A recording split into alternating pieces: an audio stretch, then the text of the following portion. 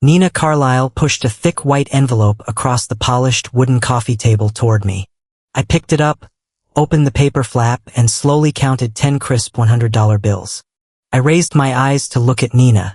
She was the stunning woman who had lived directly across the hall from my apartment for 7 years. The woman holding my spare house key. The woman who knew exactly how I took my morning coffee, precisely when I was lying, and whom I had been quietly, desperately in love with for so long that I couldn't remember when the feeling first began. Nina tried to maintain a calm, professional expression, but her fingers nervously twisted an old silver ring on her thumb, a habit she only had when her anxiety reached a breaking point. She looked me dead in the eye and said, $1,000. Pretend to be my boyfriend for exactly 1 day. I stared at her in total disbelief. Are you hiring me as your boyfriend, Jonah Reed? Or paying to kidnap me? Call it whatever you want, Nina replied, leaning forward across the table. As long as you put on a decent suit tomorrow morning and promise never to tell a single soul that we are lying. I didn't touch the money. Why me, Nina? She looked at me a second longer than usual, her brown eyes softening. Because you are the only man I trust to do this without accidentally making it real. Her answer cut deeper than she could ever realize. And when the day ends? I asked quietly. At midnight, the contract expires, Nina said smoothly. We go back to being friends. As if nothing happened. I knew I could fake holding her hand in public. I could fake looking at her with spellbound devotion. But as I looked at her sitting across from me, I didn't know how I was going to fake stopping. Ask yourself. Would you accept $1,000 to pretend to date the person you've secretly loved for 7 years? Even if letting go at midnight was the hardest part? My name is Jonah Reed. I am 30 years old, and I work as an antique piano restorer in the coastal city of Alder Bay. I love my work because every single instrument carries the indelible physical marks of its owners. Scratches on mahogany casing, a worn ivory key sitting slightly lower than the rest, or a warm resonance that modern manufacturing simply cannot duplicate. I viewed Nina Carlisle the exact same way. Not because she was flawless, but because I knew every imperfect, beautiful layer of her story, and had no desire to change a single detail. Nina and I met 7 years ago when she moved into the apartment directly across the hall. It was nearly 11 o'clock at night when she knocked on my door, holding a brand new, unopened toolbox and looking completely bewildered. She asked if I knew how to install wall anchors for a heavy wooden picture shelf. I looked at her shiny new tools and asked, why buy a professional-grade toolbox if you don't know how to use a basic screwdriver? Nina blinked, unabashed. I bought 3 cookbooks last month, Jonah. That doesn't mean I know how to roast a chicken. I installed the shelf for her that night. She paid me back with a half-burnt home-cooked dinner, and from that chaotic evening onward, we became permanent anchors in each other's lives. Because Nina was a documentary photographer whose work took her across the country for weeks at a time, I kept her daily routine running smoothly while she was away. I held her spare key, watered her ferns, accepted packages, and picked her up at train stations at absurd hours of the night. Whenever I worked late in my workshop, Nina would walk across the hall with takeout food, sitting silently on my workbench while I meticulously tuned piano strings. Over time, we established an unwritten rule between us. Never date the person who holds your spare house key. Nina created that rule after her long-term engagement broke down 2 years prior. Her ex-fiancé simply wanted a predictable, stationary life in one city, while Nina's artistic passion required her to follow human stories wherever they led. Before packed boxes took him out of her life forever, he turned to her and said, I love you, Nina, but I don't know how to build a real future with someone who is always preparing to leave. That single sentence became Nina's deepest emotional wound. She convinced herself that while people might fall in love with her spirit, no one would ever truly choose the life that came with her. Knowing her trauma, I went out of my way to avoid burdening her with my feelings. I never admitted how much I missed her when she was away on assignment, never expressed jealousy when she went on casual dates, and never confessed that I listened for the sound of her lock turning every night just to know she was safe. I told myself my silence was a sign of emotional respect. But the terrifying truth was much simpler. I feared that if I confessed my love, Nina would hand back my key, step across the hallway, and leave my life forever. Nina explained the setup over lukewarm diner coffee the following afternoon. Her younger sister, Emma, was getting married at a scenic coastal inn at Stonehaven Point over the weekend. Ever since Nina's engagement dissolved, her family had treated her like a fragile glass figure needing constant repair. Family dinners turned into endless interrogations about her love life, accompanied by sympathetic, pitying glances. They acted out of genuine love, but Nina was terrified that her single presence at Emma's wedding would turn her sister's special day into a family rescue operation centered around fixing poor, lonely Nina. A few weeks prior, when her mother gently asked over the phone if Nina was seeing anyone special, Nina panicked and blurted out, "There is someone. He's always there when I need him." She was thinking of me, her reliable best friend. But her mother leaped to the obvious conclusion. Nina had a secret boyfriend. Before Nina could clarify the misunderstanding, her mother wept with relief on the phone, and wedding seating cards were printed with my name right beside Nina's at the head table. "Why didn't you just tell them the truth?" I asked, leaning back against the vinyl booth. "Because my mother was crying tears of pure joy, Jonah," Nina groaned, covering her face with her hands. "I couldn't strip that away from her. And your brilliant solution is to pay me $1,000 to prolong a massive lie?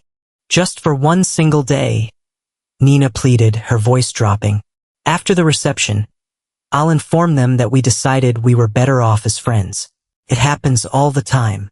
"At least the breakup phase is pre-planned," I remarked dryly. "Very efficient." Nina knew the roof of my piano workshop desperately needed structural repairs before the autumn rains hit. She offered the $1,000 so I wouldn't feel like I was doing an inconvenient favor for her. Money was Nina's emotional armor. In a financial transaction, she didn't have to admit she actually wanted me there beside her. If I accidentally hurt her feelings, she could write it off as a failed business arrangement rather than a personal rejection. I didn't touch the white envelope, but I agreed to go. I agreed because her hands shook slightly when admitting she couldn't face her family alone. Before leaving the diner, Nina pulled out a small notepad and drafted the official fake boyfriend terms of engagement. 1. Holding hands permitted in public areas. 2. Arm-in-arm posing required for formal photographs. 3. No sharing embarrassing college stories with relatives. 4. No overly sweet or cheesy pet names. 5. No kissing except in a clear credibility emergency. 6. All romantic behavior terminates promptly at midnight. Who defines what constitutes a credibility emergency? I asked, inspecting her handwriting. I do, Nina said firmly. So this isn't a mutual contract, I replied. It's a dictatorship. Early the next morning, we loaded my car and drove 4 hours north towards Stonehaven Point. During the long drive along the winding coastal roads, Nina nervously rehearsed our fabricated origin story over and over. I glanced at her from the driver's seat. Why not just tell stories that actually happened between us over the last 7 years? Because a fake boyfriend isn't supposed to know every tiny, intimate detail about my real life, Jonah, she said softly, staring out at the gray ocean horizon. I turned my eyes back to the road. Then you definitely hired the wrong guy. As my car ate up the miles along the fog-shrouded coastal highway, Nina turned to me with her notepad. Where did our official first date take place?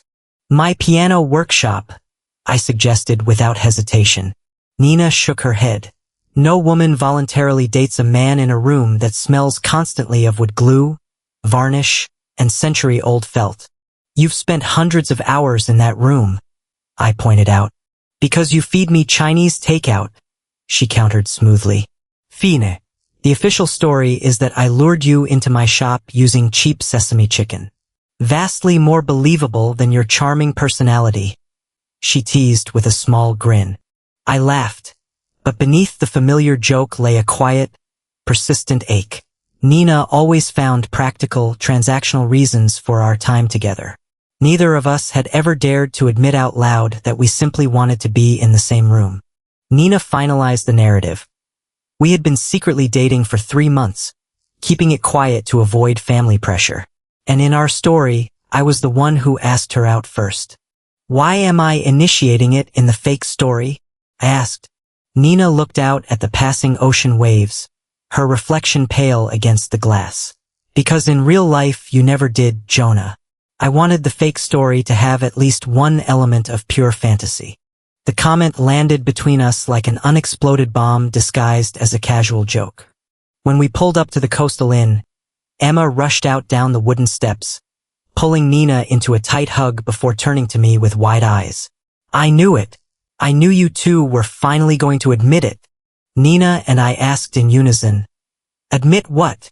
Emma laughed mysteriously, shook her head, and ushered us inside.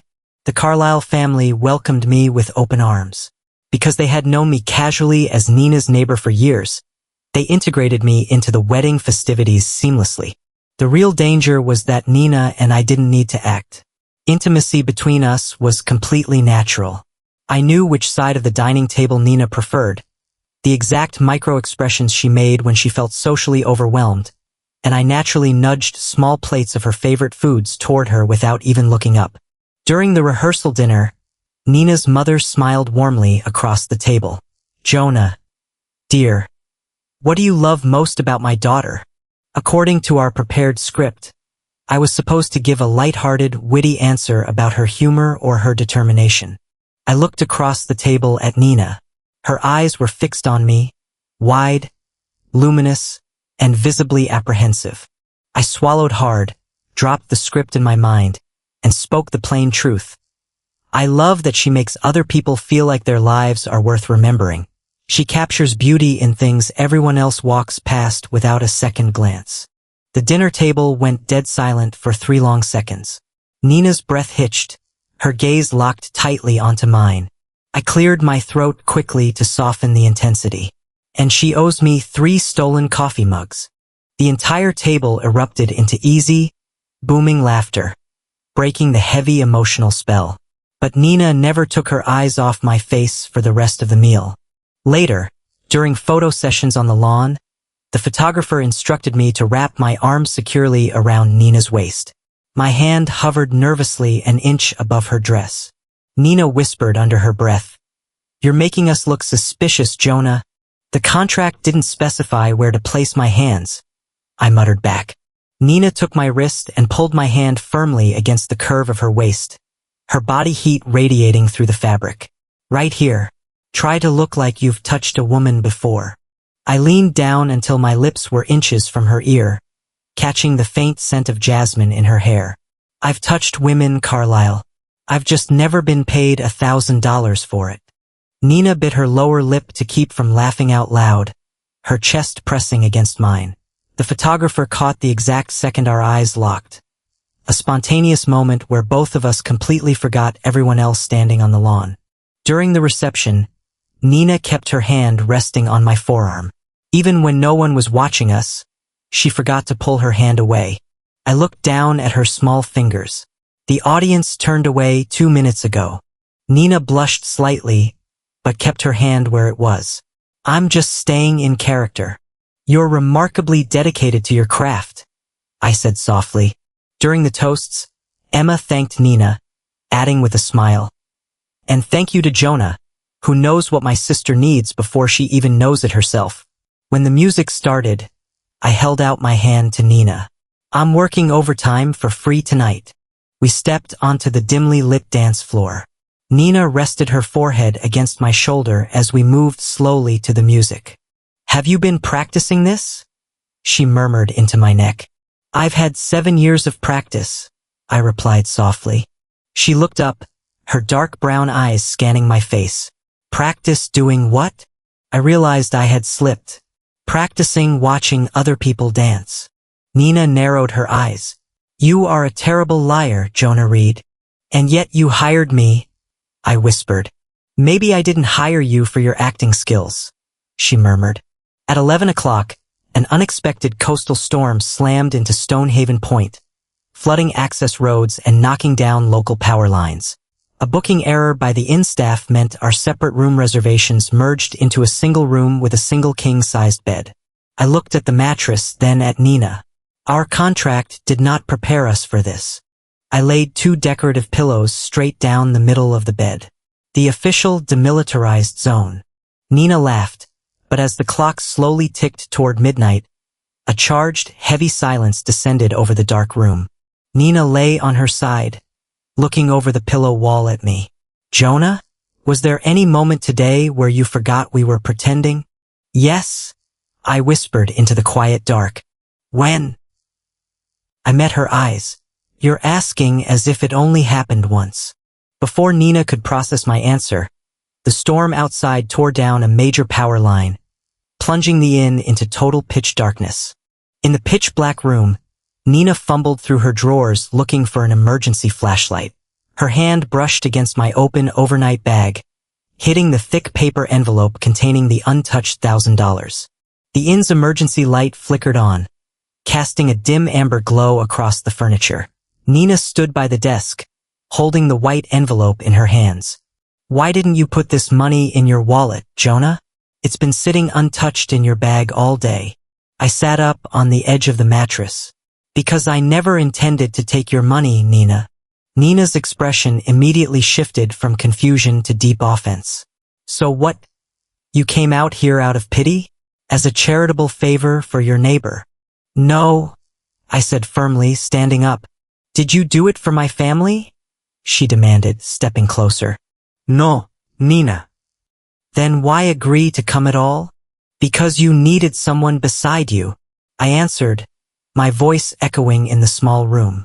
Nina threw the envelope onto the nightstand. I offered a business transaction so we could stand as equals today. You are always repairing my shelves, fixing my car, watering my plants, and refusing pay. You treat everything like a favor I can never repay. Her words stung because she was entirely right. I had used my helpfulness as an emotional shield for 7 years. If I was always the selfless, giving friend, I never had to risk asking for what I actually wanted. You want to know why I really came? I took a step toward her, closing the distance between us. I didn't come for money. I came because the thought of another man standing beside you today, holding your hand and pretending to love you, made me physically sick. Nina froze, her breath catching in her throat. I didn't come to play a role, Nina, I continued, my voice shaking with raw honesty. I came because I have been hopelessly in love with you for 7 years. The room went completely still. I kept quiet for 7 years because I was terrified that if I told you the truth, you would feel trapped, I said softly, looking into her shining eyes. I didn't want to demand you give up your freedom or your career for me. Nina stared at me, tears welling over her eyelashes. You think your silence protected me, Jonah? You never asked me to stay. But your silence made me wonder every single day if I was even worth asking for. Her words shattered my heart into 1,000 pieces. My lie to my mother wasn't an accident. Nina sobbed quietly, wiping her cheek with her sleeve. When she asked if there was someone special, I thought of you instantly. I hired you today because I was too much of a coward to ask you to come as my real date. I reached out, wrapping my fingers gently around her wrists, pulling her closer until there was no space left between us. I don't want a one-day contract, Nina, I whispered against her hair. I want unscripted days. I want quiet mornings. I want the days when you are away on assignment, and the sweet days when you come home to me. Nina looked up, her lip trembling. What if I have to leave again? Then we figure it out together, I said softly. We stop deciding what the other wants in secret and start making choices together. I looked down at her lips. Our contract expired at midnight. Am I allowed to kiss you now?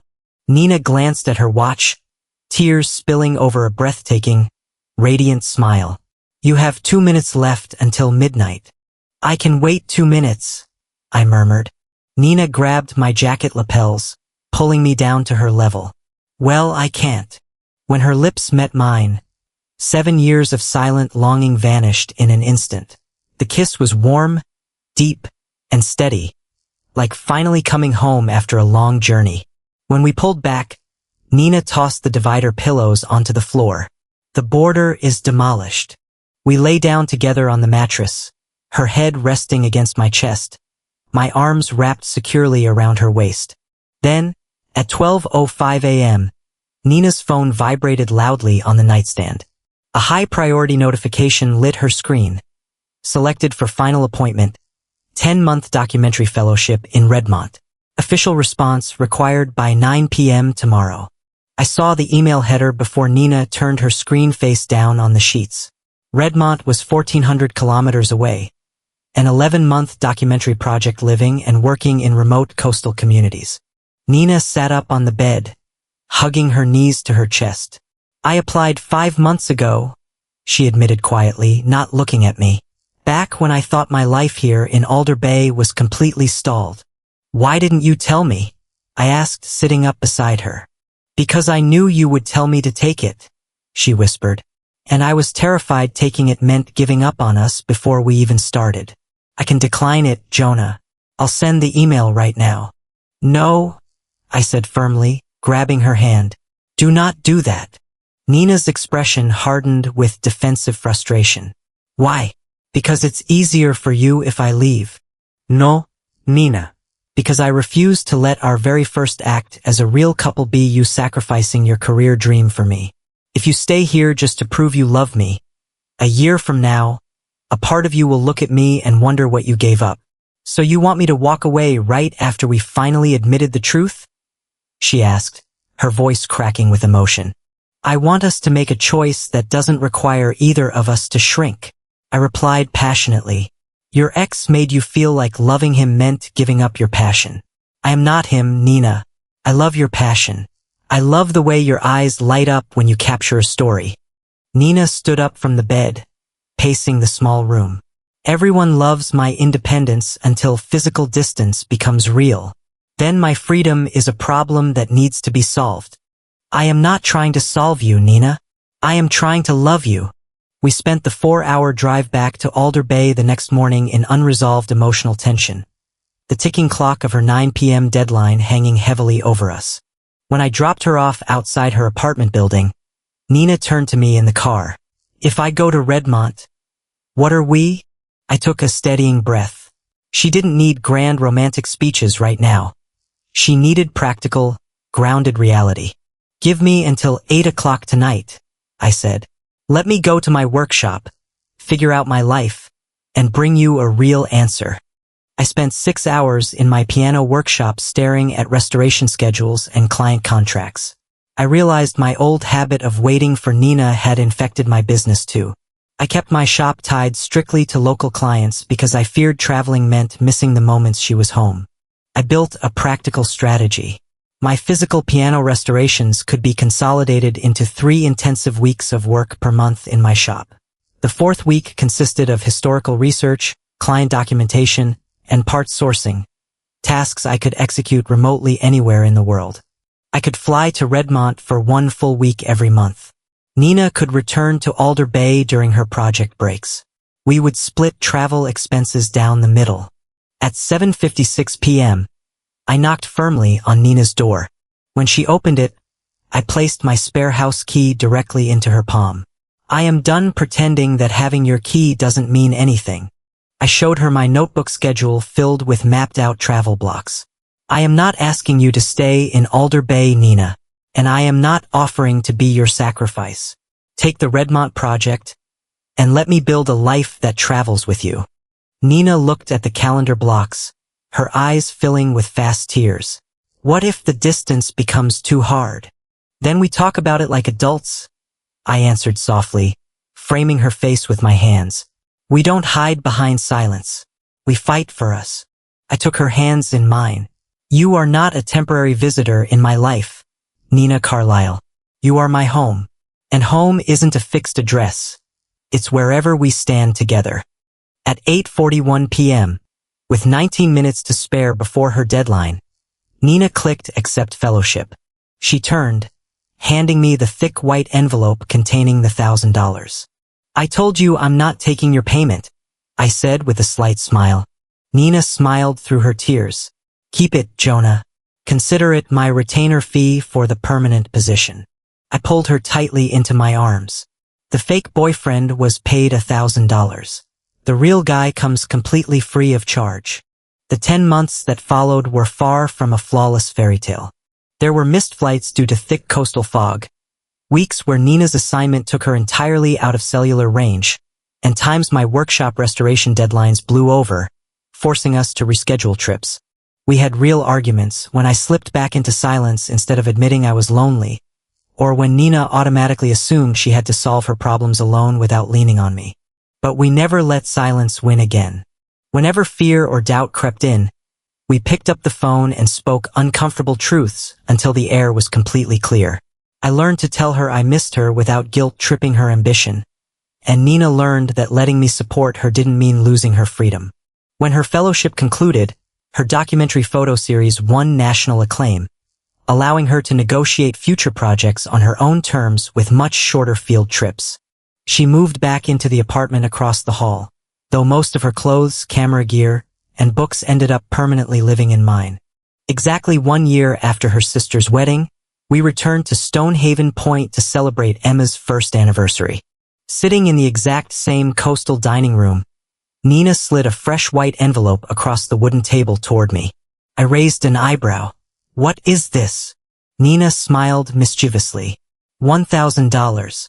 Pretend to be my boyfriend for one more day. I pushed the envelope right back across the table.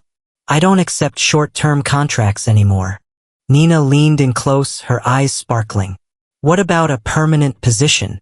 I reached into my jacket pocket, pulled out a custom silver ring I had crafted from vintage piano wire, and placed it on the table between us. I'm looking for a lifelong partnership, one where neither of us ever has to pretend again. Nina looked down at the ring, her eyes brimming with happy tears. She didn't ask about logistics, travel schedules, or future uncertainties. She simply took my hand, slid the ring onto her thumb, and whispered, "I choose you, Jonah Reed. Yesterday, today, and every unscripted day after this. Love doesn't demand you surrender your dreams. Mature love simply asks that both people stop deciding for each other in the dark and start choosing the brave path together." Have you ever stayed silent about your true feelings just to protect a friendship, only to realize silence did more damage than truth ever could?